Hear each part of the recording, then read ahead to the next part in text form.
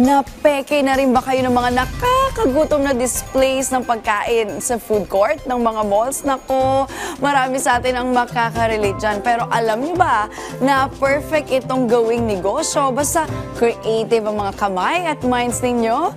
Alamin natin kung paano yan dito lang sa Negosyo Tayo. Hi, this is Seth Sanchez. Gumagawa po kami ng personalized fake food display.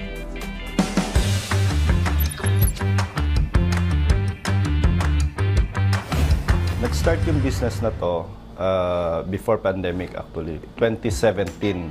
Kasi we have also a restaurant business. Before, nagde-display talaga kami ng mga totoong pagkain. Everyday yon. So mataas yung costing ng food namin. So nag-isip lang kami ng alternative option. Way back since naman ang history ko talaga is fine arts. I start as a prototype. Sinubukan lang namin muna mag-mix and match. Fast forward noong 2017, may lumapit sa akin, isa tong big company. They also looking for this kind of concept. Nagtuloy-tuloy na kami. Nung inumpisahan ko po talaga yung ganitong klaseng concept, hindi po ako nag-expect ng na magkiklik kagad siya. Kasi very risky yung ganitong klaseng negosyo. So, ang inisip ko is kung ano yung maitutulong, ano yung magiging value niya sa mga startup, sa mga nag-uumpisa na magnegosyo. Dahil after the pandemic, lahat ng tao gusto na magnegosyo. Pagka sa mga startup kasi, they want to avail but sometimes they are intimidated. It's because the price ng pagkain. Pero yun nga, as a startup, malaking advantage din sa kanila to kasi hindi na nila kailangan mag-display ng totoong pagkain.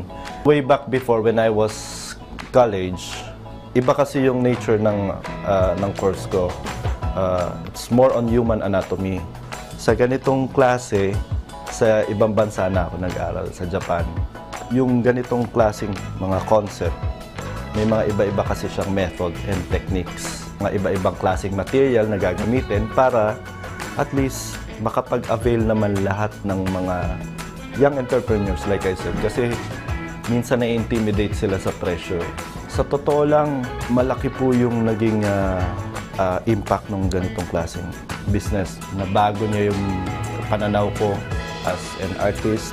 Yun, of course, nakilala tayo, nakikilala na siya unti-unti. And nabibigyan tayo ng parangal. Yung ganitong klase dito sa Philippines is in demand na rin po siya sa ngayon. At yun, malaki rin po yung naitutulong sa mga gusto magnegosyo, mga young entrepreneurs, mga MSME. To all young entrepreneurs at sa nagbabalak na magnegosyo, all you have to do is to start up. Just like that, kahit sa maliit na paraan, ang importante may maumpisahan ka lang. Kaya naman, tara, negosyo tayo!